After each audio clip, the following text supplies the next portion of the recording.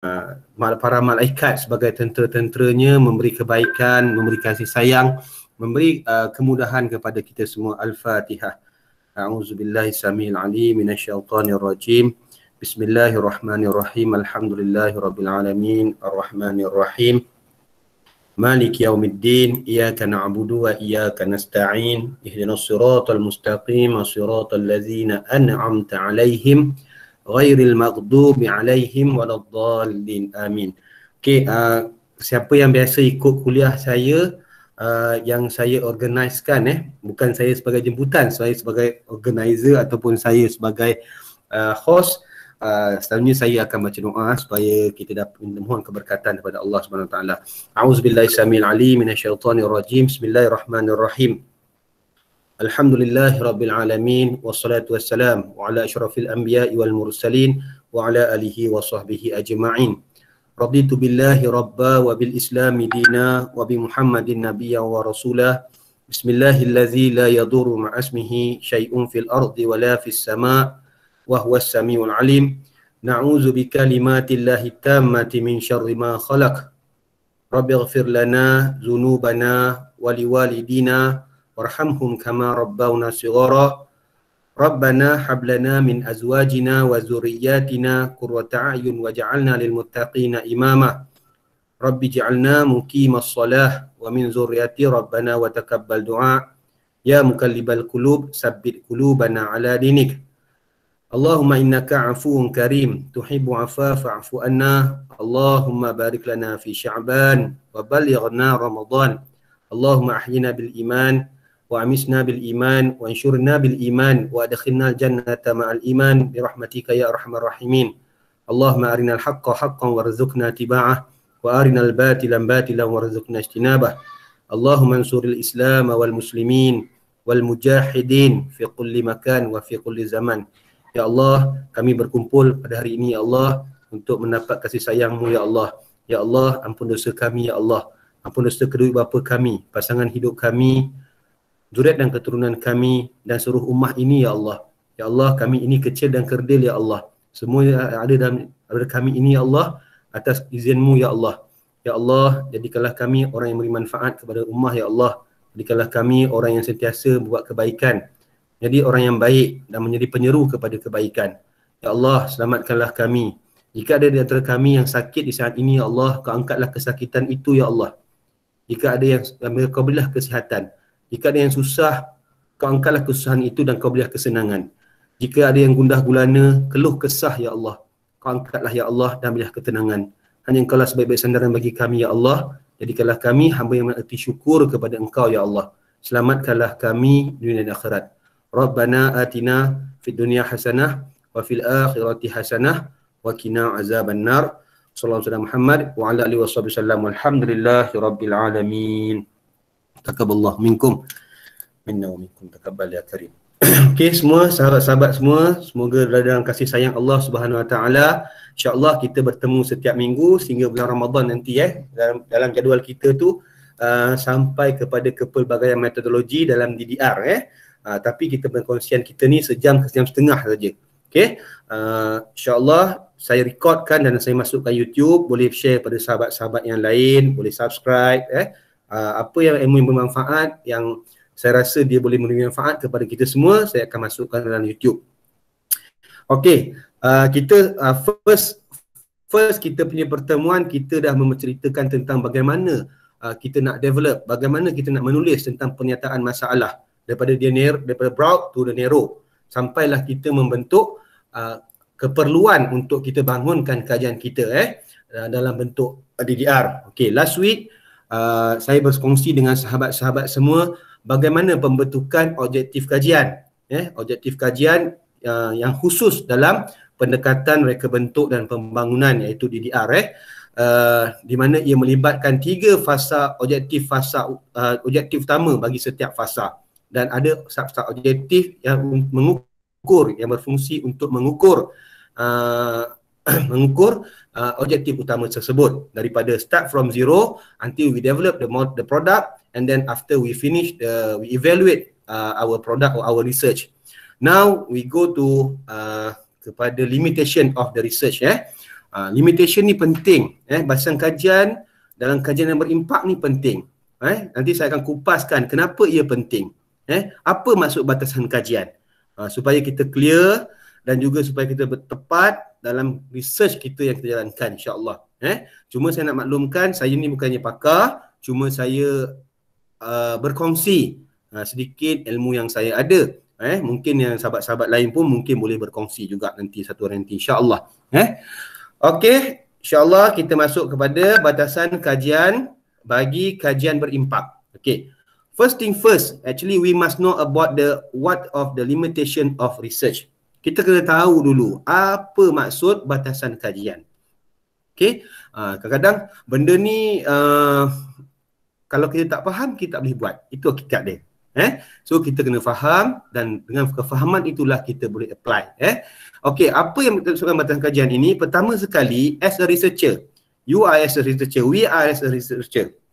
Kita sebagai pendidik haruslah mengakui bahawa bukan semua masalah boleh dikaji dan diselesaikan dalam satu kajian sahaja. Kalau siapa yang biasa masuk kelas saya, biasa masuk perkongsian saya dah kata dah, kita ni buat PhD ke, buat master ke, kita bukan nak ubah dunia. Itu bukan kerja kita. Dunia ni Allah Ta'ala jadikan, cuma kita memberi manfaat, cari manfaat supaya beri manfaat kepada orang lain. Kita tak boleh settle everything. Itu bukan kerja kita. Itu kerja Allah Subhanahu Wa Ta'ala, Allah yang tunggal, yang tiada dua. Allah Ta'ala ini. Okey. Maknanya, bila kita relatekan dalam kajian DDR. Okey, siapa yang pernah masuk kelas saya secara komprehensif, we learn about the DDR approach, saya dah cakap dah. DDR ini adalah satu pendekatan kajian di mana ia adalah bersifat sains. Kalau dengar saya punya kuliah secara komprehensif lah, DDR ni adalah satu bentuk kajian yang mana ia bersifat sains. When we talk about the science, dia ni adalah sentiasa boleh berubah. Research itu sebenarnya dynamics. Okay? Dan DDR ini, saya pernah cakap, dia adalah satu kajian yang berbentuk formatif. When we talk about the formative, ada literature dalam buku saya boleh tengok citation dia. Bila kita berkata DDR ini adalah satu bentuk kajian yang formatif, ada citation dia, maknanya kajian dalam DDR ini adalah kajian yang bertujuan. Okey, bertujuan dan sampel dia pun adalah sampel yang kecil. Mengikut tujuan dan justifikasi yang perlu kita lakukan dalam setiap fasa tersebut. Dalam fasa-fasa yang ada dalam DDR. Okey? Okey, itu clear Itu clear. Kalau tengok tesis saya, tesis saya, saya punya fasa 1, need analysis. I only have a 65 respondent. Only have a 65 sampel saja. 65 orang je. Kajian Dr. Nurul, my wife, dia buat need analysis. Dia punya sampel informant for interview dia untuk need analysis only 3 informant. Okey? Okey, nanti saya kupas lah nanti bukan hari ni lah. Kenapa, apa fungsi fasa need analysis. Dalam buku dah diterangkan dah buku siapa yang ada buku kepelbagaian metodologi dalam pendidikan reka bentuk dan pembangunan, we are stressed there. Kita stresskan, kita masukkan citation supaya semua orang clear. Okey, itu yang pertama. Okey, yang kedua, okey, saya tak masuk lagi yang fasa, saya nak ceritakan bahawa dia formatif. Dalam fasa kedua saya juga, kalau kita tengok, kajian saya itu melibatkan expert agreement, melibatkan expert group. Only not more than 12 expert yang terlibat dalam kajian saya, dalam membangunkan produk yang saya hasratkan. Okey, tengok kecil maknanya dia punya tu sampel dia kecil. Okey, dalam fasa ketiga saya pula, I only involve melibatkan 21 expert or participate implementation expert to evaluate again my product. So kalau nak faham, Kenapa sikit sangat? Dalam DDR dia pecahkan. We have a two evaluation. Two type of evaluation. First is we call it internal evaluation to know about the integrity of our product. Tahu komponen kita ni sesuai ke tak sesuai. Then the second is the external evaluation. The purpose of the external evaluation adalah to look at about the impact, effect or effective of our research. Okay, maknanya kalau tengok saya punya kajian tu bersandarkan pada metod yang kita gunakan taklah terlalu ramai. Tapi nak capai tu agak challenging lah. Nak kumpulkan expert tu agak challenging lah. Tapi itulah dia perjuangan, pengorbanan yang kita kena hadapi. Okey, kita masuk ke batasan kajian ni. Kalau kita selusuri, kita terperinci, kita soroti secara mendalam, pendidikan ada hadnya. Kita tak boleh buat semua. Kalau kita nak buat semua, orang lain nak buat apa? So jangan tamak lah kan. Dulu saya selalu fikir, I cannot share my proposal research. Masa saya pergi kursus quantitative course before buat PhD, KPT dia wajib 1 bulan duduk dekat EDC Hotel, UUM tu. Duduklah kat situ. Belajar takut untuk expose, takut untuk bentangkan kita punya proposal. Tapi sebenarnya research ni, area ni macam-macam yang kita boleh buat kajian. Tak semestinya kajian itu sama dengan orang lain. Macam kita tengok dalam Facebook kan banyak orang share, this is my topic of my research semua kan. Tak salah, bagi saya okey. Orang boleh kritik. Ada pro and cons lah. Kalau you masukkan semua, siapa sample you, apa method you, apa gap you, yes, that is a problem lah. Tapi kalau you just put your title dan minta orang kritik, itu suatu benda yang baik. Okey. Saya cakap tadi, pendidikan ada hadnya. Kerana dalam satu kajian tidak boleh mengkaji semua perkara. You nak habis 3 years. Your target is JOT. Katakanlah you target JOT, your target JOT ni semua orang target. Saya cakap, first thing first, you must target for notice before you masuk kerja. Kalau yang full time dapat cuti belajar, target untuk notice tu sebelum you masuk kerja. Okay, tapi kalau dapat JOT tu alhamdulillah, itu rezeki Allah Taala bagi. Okay, kita bukan nak buat, kita tidak mengkaji semua perkara. Okay, macam saya hanya mengkaji dua perkara je. Kalau saya baca dari saya, 2 perkara dan saya elaboratekan. Narrowkan lagi. Okay, keputusan kajian juga tidak boleh memberi penyelesaian kepada semua. Itu kita kena terima hakikat. Our finding data bukan boleh solve semua. Kita bukan malaikat yang boleh settle everything. Malaikat Allah Ta'ala beri izinan boleh settle benda kan. Nak cabut nyawa, cabut nyawa manusia kan. Tidak kurang saat atau tidak lebih sesaat. Okay, meaning that kita as a khalifah yang Allah Ta'ala bagi, kita tidak boleh selesaikan, tetapi ada orang yang lain boleh selesaikan pula satu-satu masalah tersebut. Meaning that kita janganlah terlalu nak ubah dunia ni. Saya selalu cakap dalam kelas saya, kehidupan kita, kalau kita tengok slide ni, kehidupan kita titik ni je. Kehidupan kita seluruh slide ni. So slide ni adalah kehidupan kita. Katalah PhD, your PhD or your masters, only one titik ni je. Jangan disebabkan titik ni kita jadi lupa habis, kita tak nak buat benda lain. Maknanya selain kita tu banyak lagi orang yang kita boleh raikan, anak-anak kita, isteri kita, ibu bapa kita, kehidupan yang lain tu kita kena raikan. Sebab doa-doa mereka lah akan bantu kita. Okey, ini about the batasan kajian. Kita masuk balik. Okey, what the purpose of batasan kajian? Apakah tujuan batasan kajian ni? Ni yang kita kena faham ni. Okey, first of the purpose, number 1 is dia berfungsi untuk menghadkan bidang kajian supaya tidak terlalu luas. Skop kajian, batasan kajian dia samalah Maknanya kita skopkan, kita bataskan kajian kita. It is only for primary student. Janganlah nak buat primary student, lepas tu preschool student, lepas tu secondary student, dan pasca menengah punya student yang settle everything. Sampai bila kita nak habis kajian kita tu? Betul tak? Okey, itu pertama. Dia nak memastikan bahawa kajian kita tidak terlalu luas. Tidak terlalu luas, supaya kita boleh settle on the time lah, on the time frame yang kita dah buat tu kita boleh settle. Okay, kedua, dia mengelakkan penilai. Okay, mengelakkan penilai, ini yang penting ni. Penilai atau pembaca mempersoalkan kenapa tidak dimasukkan bidang atau lokasi tertentu sedangkan menurut pandangan mereka relevan dengan kajian. Before this saya bershare dengan sahabat-sahabat saya, rekan dia, kakak-kakak, abang-abang saya dekat IAB Stack. Saya kata dengan dia, for DDR ni dia kajian dia bukan nak selesaikan seluruh masalah negara ni, kan? Dia purposive, dia bertujuan. Contoh saya kata you nak develop a new module for the PDPR, maybe untuk anak-anak murid kita dekat kawasan luar bandar. Yang mana tak ada coverage of internet, tak ada coverage of wifi. Benda tu tidak menjadi satu masalah di kawasan Lembah Kelang.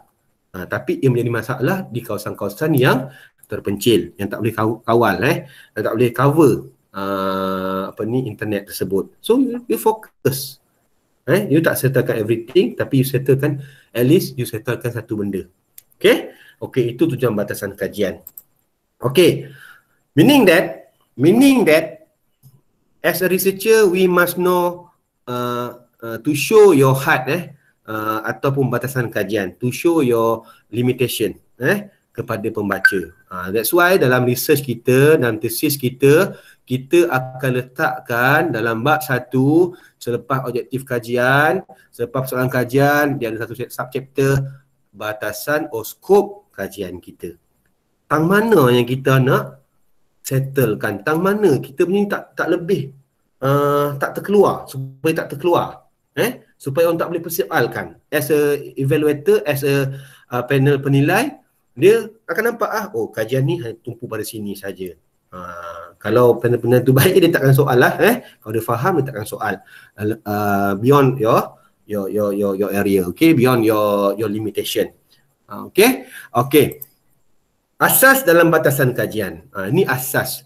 We must know basic of the batasan kajian. Dia ada secara asas dia, we have a 4 batasan. Kita ada 4 batasan. Pertama dari segi masa. Masa adalah batasan. Dalam PKP ni kan, dalam PKP ni, kalau kita nak buat effectiveness nak tengok effectiveness of your product, masuk sekolah agak susah sekarang ni. Dengan masa yang terlalu pendek, dengan masa yang terlalu pendek dan dihadkan. Okay, masa. Kedua, bidang kajian. Kalau kajian you melibatkan kajian para banduan, kena tengok juga macam mana kajian ni, boleh settle ke? Kan? Lepas tu lokasi kajian, saya kata tadi, lokasi kajian. Tiba-tiba kajian kita ni melibatkan kita kena pergi ke negara jiran. Dalam keadaan sekarang kita tak boleh pergi negara jiran. Betul tak? Kan? Tak boleh pergi negara jiran. Dalam batasan sampel kajian, nak dapat sampel pun susah. Ada kajian sahabat saya, nama dirahsiakan, susah sangat dapat sampel dia. Dapat 3 orang pun alhamdulillah. Saya kata okay, if you get the 3 of the informant, you just buat temu bual je. Sebab nak guna survey tak boleh, nak guna expert consensus tak boleh, itu you buat expert interview. Kan? Inilah antara yang kita kena lihat dalam kajian kita, 4 batasan yang selalunya menjadi asas dalam sesuatu kajian yang berimpak. Okay, kita go one by one insyaAllah. Kita lihat contoh batasan kajian ini. Kita lihat contoh batasan kajian ini. Okay, kita tengok sampel kajian. Katalah kajian ini hanyalah melibatkan murid-murid sekolah rendah saja. Kita kena state kan. Benda ni kena state kan Kena state kan. Okay, kajian saya ni melibatkan murid-murid sekolah rendah saja. Meaning that as a evaluator, as a panel, dia tak boleh tanyalah, kenapa you tak buat pada sekolah menengah? Kita dah scopekan dah. Kajian ini, that's problem happen at the primary school. So, for our limitation of research, we only involve kan pelajar-pelajar murid sekolah rendah sahaja. Ataupun isu-isu yang berkaitan di peringkat murid-murid sekolah rendah sahaja. Okey, itu yang pertama. Okey, tengok. Bila kita bercakap tentang kajian ini adalah melibatkan murid-murid sekolah rendah sahaja. When we talk about it, okay, bahasan kajian yang baik macam mana kita nak buat? Okay, kajian ini hanyalah melibatkan murid-murid sekolah rendah sahaja, kita kata. Okay. Oleh itu, kajian ini tidak melibatkan institusi pendidikan yang lain seperti sekolah menengah. Kita dah skop dah.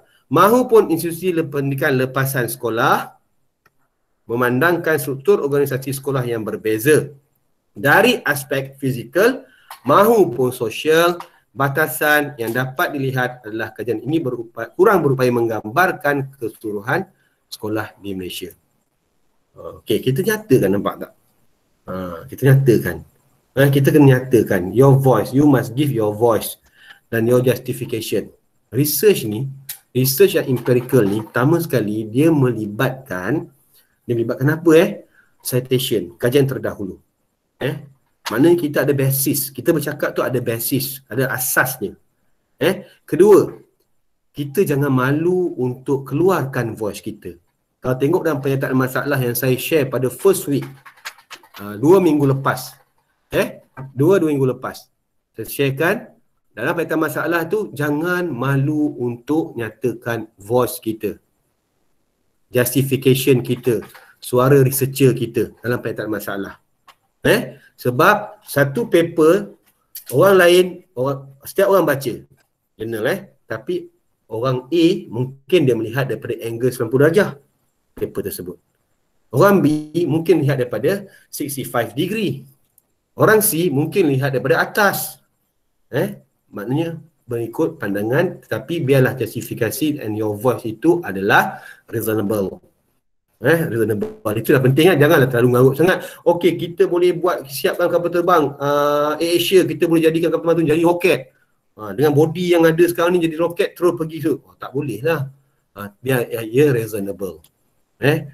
Reasonable. Sebab roket kalau kita nak naikkan dia tu, kuasa dia sangat tinggi, power dia tu, top dia sangat tinggi, berbeza dengan kapal terbang biasa ni. Okay, dari segi badan roket juga, saya pernah cakap, saya pernah buat kajian masa degree dulu, menggabungkan dua bahan komposit menjadi komposit untuk melihat bahan yang terbaik, campuran dua bahan menjadi bahan untuk bahan roket.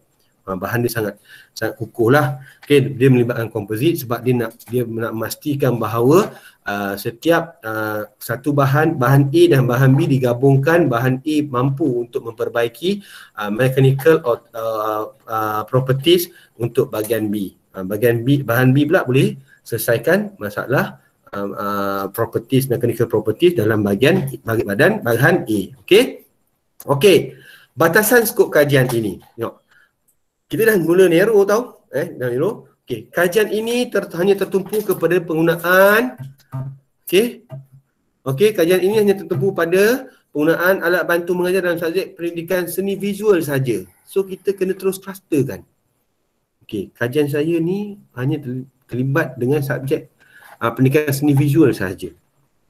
Ini makna kita skopkan terus. Kita skopkan terus. Okey. Apa dia kata dengan kajian batasan yang baik ini tentang kajian ini tertumpu dengan penggunaan alat bantu mengajar dalam subjek pendidikan seni visual sahaja? Hasil dapatan akan berbeza tau sebenarnya. Sebab apa kita kena skopkan terus, your research tu terus kepada subjek pendidikan seni visual sahaja. Kalau you buat tentang pendidikan Islam, this topic, this research only for the guru pendidikan Islam sahaja, contohnya. Model yang saya bangunkan ni adalah profesionalisme, satu model kompetensi profesional untuk guru pendidikan Islam sahaja. Maknanya dia mungkin berbeza dengan guru pendidikan seni visual. Kompetensi guru pendidikan seni visual ni mungkin berbeza. Seni visual ni dia perlu ada dia tahu tentang abstract of the art tu, macam mana kan. Okey, hasil dapatan akan berbeza jika kajian ini disasarkan kepada subjek yang lain yang nyata berbeza dari segi susunan strategi pengajaran. Nampak tak? Kita dah mula skop yang kecil. Okey. Now we go to batasan lokasi kajian. Contoh kita sakap. Kadang-kadang ada panel yang nakal sikit lah. Biasalah tu musik kan. Musik sikit. Kenapa you hanya only buat Selangor? Itu biasalah kita sebab saya justify kan. Why we choose the State of Selangor as a your punya research location. Nyatakanlah lokasi kajian ini hanya terbatas kepada negeri Selangor sahaja. Nyatakan. Okay, when we talk about it, kita boleh cakapkanlah. Okay, kita boleh cakaplah batasan lokasi kajian ini yang terbatas kepada negeri Selangor sahaja. Pemilihan negeri Selangor disebabkan dua faktor. Kita akan justify kan. So, when you put your limitation, you must have the sandaran juga untuk kukuhkan kajian you. That is your justification. Then you state that pemilihan negeri Selangor disebabkan dua faktor, iaitu justifikasi saya memilih negeri Selangor sebagai negeri dan jalankan kajian saya ini, iaitu terdapat dua faktor. Faktor pertama mungkin you bercakap mesti ada satu sandaran research yang kukuh lah okey, iaitu perbandingan pencapaian ujian PSR 2017 di Selangor melebihi purata kebangsaan. You will statekan begitu. Contoh kita tengok model terbaik lah, model pendidikan ataupun PDP terbaik, bagi di-applykan kepada keseluruhan sekolah contohnya kan. You choose only negeri Selangor. Why you choose Selangor as a location your research? You boleh statekan pertama perbandingan pencapaian UPSR 2017 Selangor melebihi purata kebangsaan, iaitu sebanyak 0.08 berbanding purata kebangsaan iaitu 0.07, yang menunjukkan bahawa guru Selangor semakin mahir dalam menerapkan kemahiran berfikir aras tinggi. Ini citation relate dengan research you, dan you dapatkan satu citation dan you justify kan dalam proses PDP. Siapa yang cakap? Unit Pelaksanaan dan Prestasi Pendidikan 2018. Nampak? You have a citation. Bila you buat limitation tu, you must have a citation untuk support dan you bagi justify. So lagi kukuh lah Okey, yang kedua you kata faktor dia ialah pemilihan Selangor adalah kerana negeri ini berada dalam kategori bandar, di mana prestasi sekolah bandar lebih baik daripada sekolah luar bandar, dan juga murid-murid bandar mempunyai akses yang banyak untuk aktiviti inovasi yang disediakan oleh pihak swasta seperti MDEC, NetGem Maker, Kreatif Robotik yang beri peluang kepada kanak-kanak bermasa di luar tu sekolah. So you justify kan. Dan contohlah kita nak buat satu model PDP terbaik. Kajian ni kalau nak buat satu model PDP terbaik kan, supaya seluruh sekolah di Malaysia boleh guna, boleh apply. So kita ambil Selangor. Sebab apa Selangor? Sebab inilah dia faktor-faktor dia. Bahasan kajian kita. Kita nyatakan. Kadang-kadang kita just only put my research only in a Selangor. That's all. Stop it. Kita tak panjang, tak elaborate. Salah lah. That's why kita boleh kena hentam. Apa pasal you buat kat Selangor je? Kenapa you tak buat kat Sabah? You tak ada justification. So yang penting bahasan kajian yang berimpak tinggi, you must have a justification. Itu yang paling penting sekali. Dan kalau boleh justification tu ada, kalau nak cantik lagi, you have a citation based on literature. Lagi kukuh. Lagi kukuh. Itulah antara bahasan kajian yang baik dan berimpak tinggi. Okey. Kalau kita tengok pula batasan dari segi saya sampel. Kajian ini, contoh, kajian ini mempunyai batasan dari segi saya sampel. Hal ini disebabkan oleh kajian ini memberi tumpuan kepada kesepakatan pakar. Maka saya sampel yang digunakan agak kecil. Contoh kalau kajian kita menggunakan, kita develop your product using the modified Delphi method or fuzzy Delphi method, or using the ISM, then you support with the interpretive structure modeling contohnya kan. So dia menggunakan apa yang saya sebut tadi itu semuanya metodologi yang menggunakan pendekatan kajian metodnya yang menggunakan kesepakatan pakar. So dia tak terikat dengan Keji Morgan table sebab you tak melihat persepsi. Okay, you tak melihat persepsi, you tak melihat, you nak dapatan from the knowledge and experience of your participate. Siapa yang masuk kelas saya tu dia faham. Kenapa kita nak pakai kumpulan pakar? How to define your expert? What the criteria of your expert? Why you use an expert better than you gunakan survey terlalu ramai sangat orang sampai 1,000 orang contohnya. Okay, oleh itu, okay, tengok dia kata hal ini sebabkan oleh kajian ini memberi tumpuan kepada kesepakatan pakar, maka saiz sampel yang digunakan agak kecil. Berdasarkan batasan tersebut, reka bentuk penyelidikan telah dipertingkatkan sebelum sampel dipilih. Oleh itu, memastikan para pakar dapat memberi maklumat yang tepat, bermakna dan memberi manfaat kepada kajian, penilaian pakar mestilah mengikut kriteria-kriteria ni. Nampak tak? Kriteria apa? Kriteria expert. How to get the criteria expert? Based on literature review. That's why kalau kita buat kajian, contoh kalau tengok tesis saya, dalam setiap fasa yang melibatkan expert, I memang mentionkan in methodology what the characteristic or what the criteria of my expert group, I nyatakan. Saya tetap juga menyatakannya juga di dalam bab dapatan kajian yang melibatkan expert tersebut, supaya dia align. Itu sebenarnya bila kita letak kriteria pakar tu, itu juga adalah batasan kajian. So you can put the bilangan of your expert dalam tu, bukan bilangan, kriteria of your expert as a batasan kajian you. So orang baca, nampak okey, untuk dia developkan dia punya kajian ini, untuk dia developkan dia punya produk ini, dia fokus terarah kepada expert. Okay, so dia kategorikan, dia make a selection, how to make a selection based on kriteria. Ni kriteria expert dia. Macam saya kata, Swenson and Holton kata apa itu expert. Bagaimana nak define itu expert? Apakah kriteria expert? Swenson and Holton kata dia mestilah mempunyai pengalaman dan pengetahuan yang tinggi dalam satu bidang. Relate juga dengan pandangan Berliner 2003. Lupa 2004-2003. Dia kata seorang itu dianggap sebagai orang yang pakar, individu itu dianggap pakar bila dia melebihi tempoh 5 tahun dalam bidang yang diceburi. Dia buat benda yang sama hari-hari, dia dah pakar. Itu kata contoh kata Berliner. Kata pula Dr. Tajul Arifin 1997. Lama dah Tajul punya buku dia utusan publication dan publishkan. Dia kata apa? Seorang pakar itu boleh dikenali bila dia mempunyai keterampilan yang baik. Nampak tak? Lagi apa lagi dia kata? Mempunyai kerelaan untuk membantu dalam kajian. Kedua, apa lagi Dr. Tajul kata? Dia mempunyai banyak terlibat dalam bidang kajian. Dia banyak publish paper dan dia menghargai pandangan pakar lain. Itu juga expert.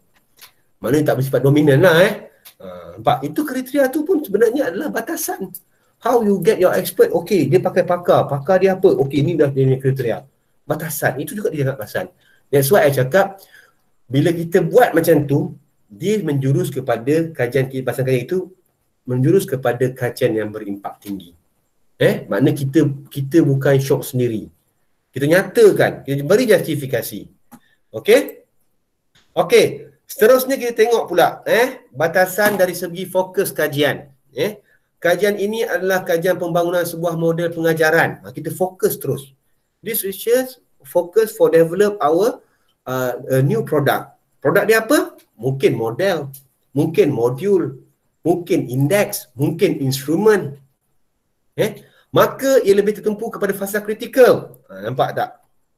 Tumpu pada fasa kritikal. I always say about it, di mana sebenarnya setiap fasa dalam DDR ni adalah kritikal, dan yang paling kritikalnya adalah fasa kedua lah. How you develop your product based on the expert consensus or based any method untuk yang boleh bangunkan produk you, iaitu proses mereka bentuk dan bangun model itu sendiri. Nampak? Tapi dalam kajian kita ni, kita dah kata dah DDR ni yang paling kritikal sekali dalam fasa 2. Because why? Kenapa fasa 2 tu lebih kritikal from the based on fasa pertama? Kalau kita kupam balik, fasa pertama tu sebagai melihat kewajaran kita bangunkan produk. Dia memfokuskan betul ke kita kena bangunkan produk, betul ke penyataan masalah kita tadi. Okey, tapi fasa kedua tu produk itu akan terbangun. Bagaimana produk itu terbangun? Siapa yang bangunkan dia? Boleh terima ke orang yang bangunkan dia ni? Sebab dulu saya nak belajar lagi, saya belajar dulu buat PhD. Orang pernah accuse saya tahu, kau buat kajian apa ni? Saya kata kajian saya bangunkan model. Teranya kau bangunkan model. Ingat senang kalau nak bangunkan model ni. Siapa yang akan bangunkan model kau? Kat situ orang akan tanya. Sebab kalau kita salah cara kita bangunkan produk kita tu, kita salah pilih sampel, kita salah decision making for the buat keputusan untuk dapatkan metodologi yang terbaik, data tu tak kuat tau. Orang boleh tembak. So kata okay, I am develop my model. Why I said my research ni product, my product is model because of what? Nyatakan saya pakai pakar apa, how you define your expert. That is very important. Kita nyatakan kita punya literature tadi, bagaimana kita pilih pakar. Okey, justru itu sambung balik justru itu batasan yang dapat dilihat adalah kajian ini hanya melibatkan kebolehgunaan model pada fasa terakhir, memfokuskan kepada pengesahan dalaman model Ricci yang melihatkan kesesuaian turutan elemen, kesesuaian dimensi dan penilaian kesesuaian model. Disebabkan batasan yang menyatakan ini, kajian ini boleh diperluaskan dengan menguji keberkesanan model pada masa akan datang. Ini juga idea you dah bangunkan model atau modul. Okay, penat you bangunkan model atau modul. Tiba-tiba orang tanya, kau bangunkan model, kau bangunkan modul, kenapa kau tak tengok efek? Kenapa kau tak tengok effectiveness? Kenapa kau tak tengok impact? Ini antara hujah dia. That's why we must put in your limitation. Awal-awal bab 1 tu kita kena letakkan kita punya batasan dari segi fokus kajian. Kita nyatakan bahawa kajian ini adalah kajian pembangunan sebuah produk. Okey, produk dia apa? Model pengajaran ke, modul ke, ataupun kita buat mesin ke kalau orang engineering tu Dan fasa yang paling kritikal adalah masa kita nak bangunkan produk tersebut. Okey. So justru itu dalam fasa terakhir kita just tengok produk ini boleh digunakan ke tak boleh gunakan. Dan dia relate balik. Biasa cakap macam ni, dia relate balik penyertaan masalah. Ingat tak saya share 2 minggu lepas? Penyertaan masalah you lah nanti akan menentukan fasa ketiga you nanti. Sama ada you nak melihat impact, gunakan kuasa eksperimental ke, single eksperimental ke, terpulang lah. Ataupun you nak melihat adakah your product boleh digunakan. Mampu untuk memberi bantuan kepada orang yang akan menggunakannya. Mampu memberi kebaikan kepada orang yang nak gunakan dia. Nampak tak? Kalau orang tanya, alamak, yang nak jawab ni, you buat, kita orang nowadays orang akan tanya, you buat produk apa efek dia, apa impact dia. Inilah skop dia. Inilah skop kajian saya. Saya kata saya bangunkan produk saya, model saya ni susah. Kenapa susah? Very challenging. I use the expert consensus. Expert yang bagi pandangan, nak kumpulkan expert satu hal. Kan? So dia critical. Why you pilih expert? Orang tanya balik. Sebab dia critical. We cannot, macam cakap lah dalam kajian-kajian medical, dia kurang gunakan perception, tapi dia gunakan nominal group teknik, fuzzy Delphi method. Sebab apa? Dia nak pakar yang bagi pandangan. Sebab dengan pakar punya pandangan itulah dia kukuh pandangan tu. Kalau guna persepsi, ambil orang semua, jawapan orang semua, takut salah bedah. Saya selalu ulang benda tu kan. So kalau ini menjadi satu idea dan juga menjadi satu input kepada para penyidik, terutama pada PhD lah. Kadang-kadang dia buat produk tapi dia tak lihat efek, tak lihat impak dia. So balik kepada penyertaan masalah kita. Kalau you state, produk saya ni, modul yang saya bangunkan ini dijangkakan mampu untuk meningkatkan pengetahuan pelajar, contohnya, confirm kena buat kuasa eksperimental. Tengoklah kumpulan kawalan, kumpulan rawatan. Tapi kalau dia cakap modul yang saya bangunkan ini agak kritikal dan modul ini memerlukan para kumpulan pakar dalam membangunkannya kerana ia bagi memastikan segala aspek-aspek yang kritikal dan penting tidak tertinggal. Okey. Dan dengan kehadiran modul ini, dia akan dinilai berdasarkan kepada kebolehgunaan dengan mengambil pandangan kepada para pengguna modul itu sendiri. Nampak tak? Kan berbeza. Dua benda yang berbeza. Okey, yang ni yang paling penting sekali lah Yang paling penting sekali. Okey. Apa kegunaan batasan kajian ni?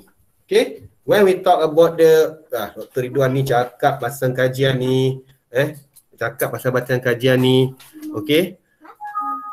Sekejap Mama ke atas. Okey. Allah Akbar tu. Okey, bila orang tanya apa tujuan batasan kajian ni? Sebenarnya kegunaan dia ni bagusnya dia boleh memberi satu lagi usaha untuk buat kajian lanjutan. Itu hakikat dia. Katalah kajian kita tu di Selangor. Sebab apa kita pilih Selangor? Kan tadi kata tadi Selangor tu sebabnya pelajarnya tu result dia tu better than result Piawan yang diberikan oleh pihak peringkat kebangsaan.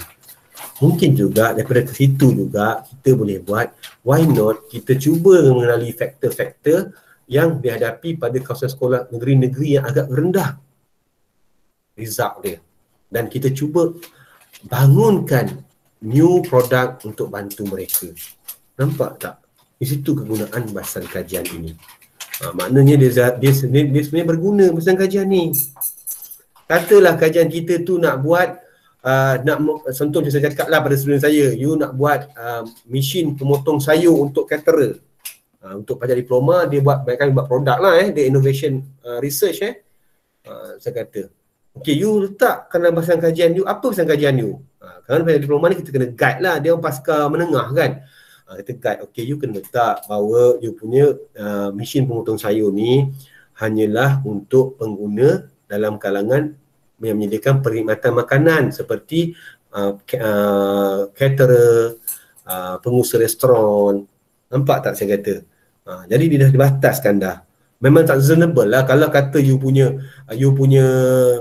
produk nanti you jual RM100.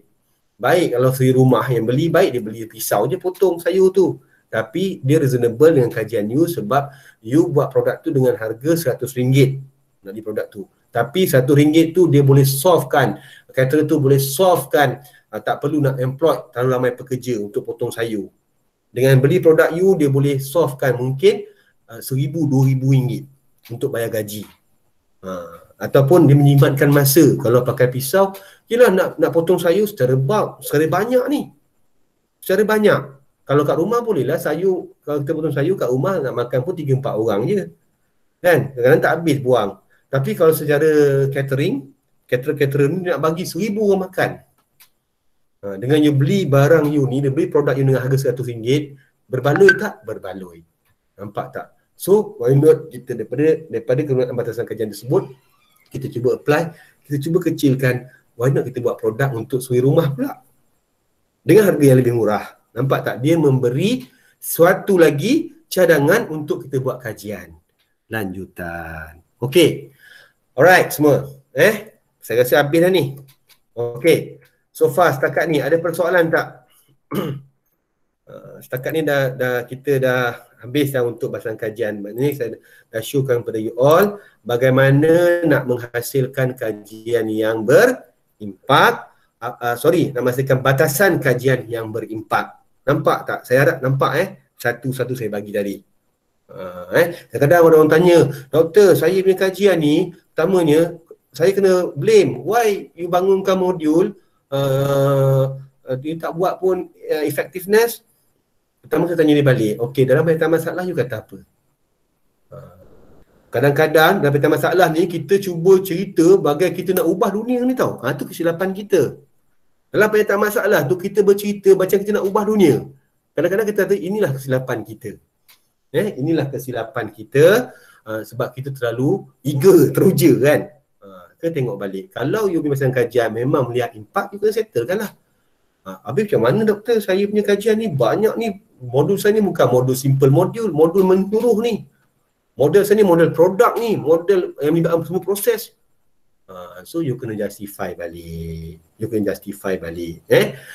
That's why kadang-kadang dekat penyelesaian masalah kita terlalu eager nak ceritakan terlalu hebat ni, kita punya research ni macam orang lain tak bagus lah, kita punya bagus.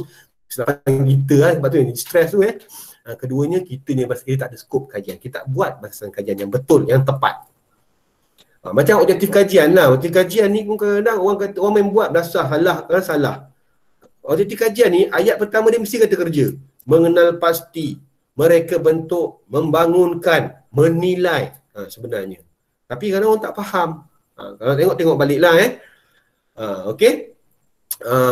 So saya maklumkan pada siapa yang datang baru masuk minggu ni, ahlan wa sahlan, marhaban bikum. Semoga bermanfaat. Yang baru masuk, yang sedia pun terima kasih sebab follow saya. Niat saya lillahi ta'ala, saya nak bantu sahabat-sahabat. Saya dapat scholarship daripada government. Apa fungsi saya dapat ilmu, antara kebaikan bagi saya ialah saya memberi balik.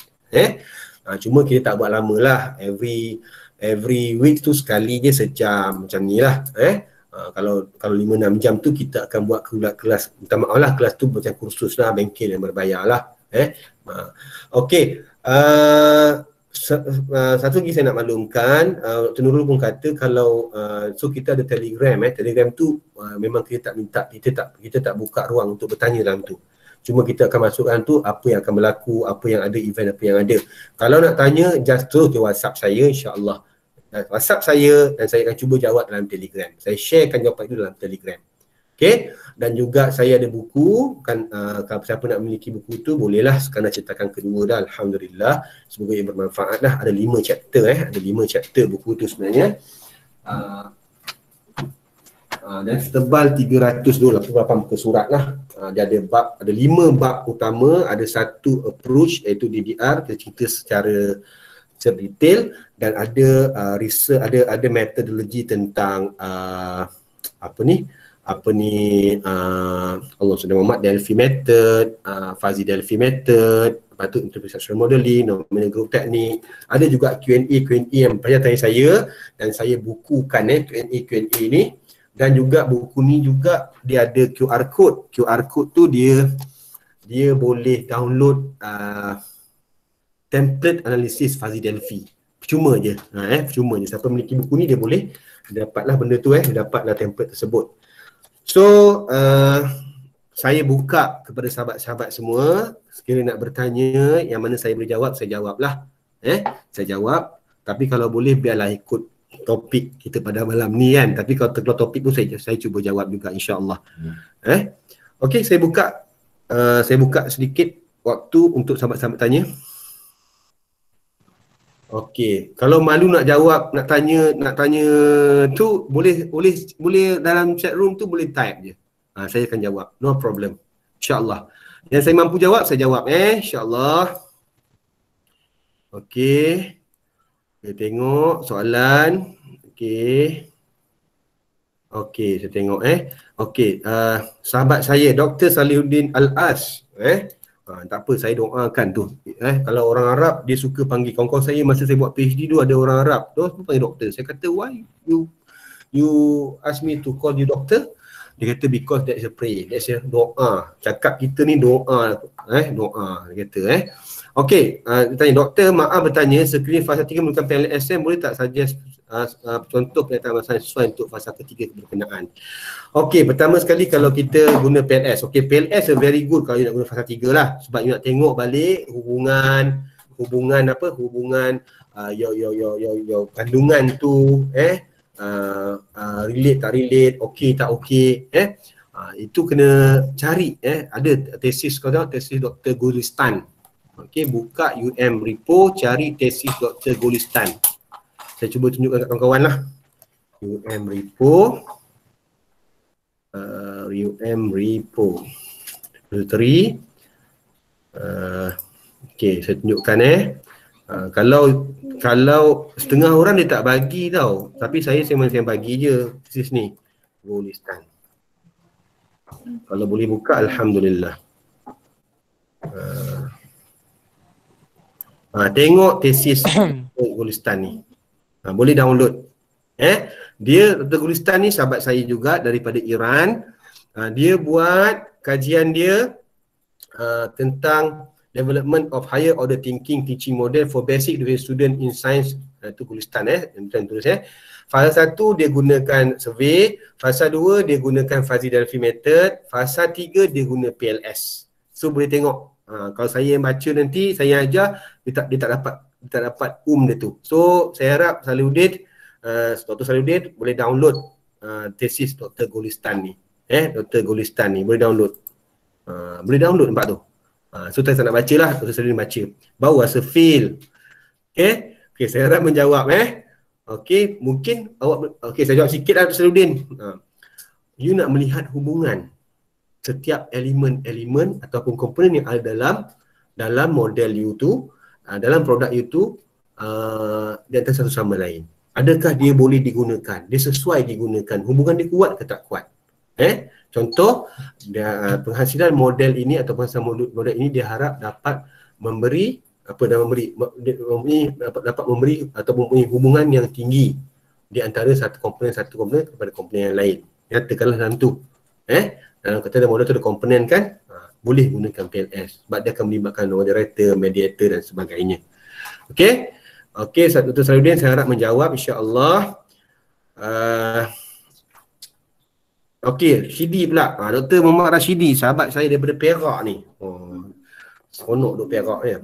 Okey. Salam doktor, macam mana nak jawab secara sopan jika panel komen dan cadang? Tapi yang itu lari daripada kajian kita, perlukah kita kata cadangan tuan akan saya ambil dan pertimbangkan sedangkan melari. Tak apa, cakap je. Kita ni umpama timun. Pertama kalau kita berbalah pun, bila kita berbalah, satunya kita seolah-olah tak mengiktiraf dia sebagai panel. Tapi kita jawab je. Kita jawab je, baik saya akan pertimbangkan. Itu yang pertama, itu yang baik. Jawapan yang baik lah. Saya akan mengambil kira pandangan tuan, pandangan prof dan saya akan mempertimbangkannya. Tapi bila kita nak buat, nanti kita justify balik. Bila kita sebenarnya sahabat-sahabat, bila kita dah viva, kita akan dapat satu komen tau. Satu label komen daripada panel 1, panel 2.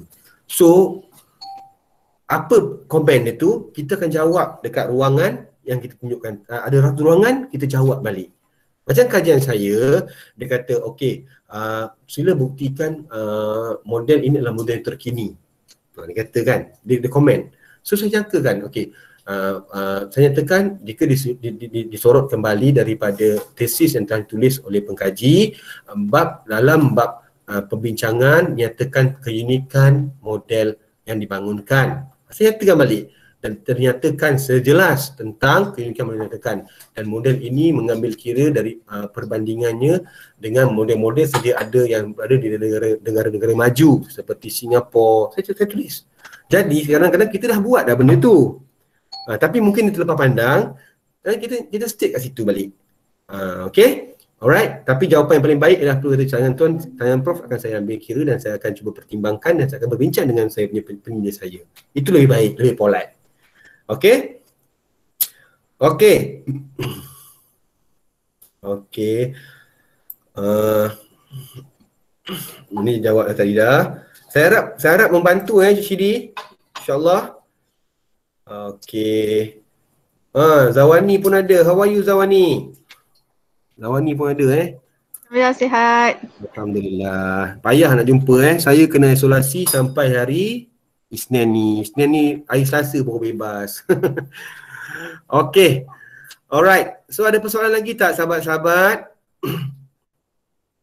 Ada persoalan lagi tak? Okey, kalau tak ada, okey, pertama sekali saya mohon maaf. Semoga bermanfaat. Share lah pada sahabat-sahabat lain. Kalau boleh, please subscribe saya punya channel tersebut. Mungkin banyak benda yang saya akan share dalam tu lah. Ada yang saya tak buat secara live seperti malam ni. Ada yang saya buat dan saya upload. Saya buat dulu dan saya upload. Contohnya macam nak gunakan template Fuzzy Delphi tersebut. Saya buat tu supaya sahabat-sahabat saya yang beli buku, yang download benda tu, dia faham nak gunakan dia. Okey, saya doakan semua mendapat kasih sayang Allah SWT. Semua yang doa kita sebenarnya dalam genggaman Allah. Cuma kita kena bersabar dan sentiasa berdoa supaya Allah akan lepaskan sesuatu doa tersebut untuk dimakbulkan. Dan terus berdoa, terus buat baik, terus doakan sahabat-sahabat kita. Jangan rasa rugi nak doakan orang. Sama-sama kita jadi orang bersyukur dan semoga kita semua dapat rahmat, dapat kasih sayang dan kita dapat memberi manfaat kepada ummah insya-Allah. So kalau tak ada apa-apa lagi, saya tutup kita punya majlis dengan tasbih kifarah dan surah Wal-Ashr. Subhanakallah hamdika asyhadu an la ilaha illa anta astaghfiruka wa atubu ilaih. Wal asri innal insana lafi khusr illa allazina amanu wa amilus solihat wa tawasaw bil haqqi wa tawasaw bis sabr. Insya-Allah kita jumpa lagi minggu depan. Terima kasih daripada saya. Yang baik datang daripada Allah, yang lemah itu juga daripada Allah, tapi sebab kelemahan saya sendiri. Jumpa lagi. Assalamualaikum warahmatullahi wabarakatuh. Okey. Terima kasih doktor. Terima kasih doktor.